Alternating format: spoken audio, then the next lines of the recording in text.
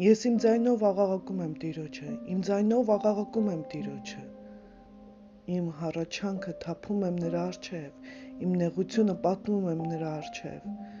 Երբ հոգիս մաշվում է իմ մեջ, դու այն ժամանակ ճանաչում ես իմ ընթացքը, այն ճանապարհի մեջ, որով գնում եմ, որոգայթ լարեցին իմ դեմ։ Նա իր աջ կողմը եւ տես, չկա մեկը, որ ինձ ճանաչի, ապաստանը կորավ ինձ համար, չկա մեկը, որ հոգ տանի իմ անձի համար։ Տեր, քեզ եմ աղաղակում եւ ասում, դու ես իմ հույսը եւ իմ բաժինը ողջերի երկրում։ Ականջ դիր իմ աղաղակին, որովհետեւ ես շատ խեղճ եմ, փրկիր ինձ իմ հալածանքներից, որովհետեւ ինձնից զորավոր են։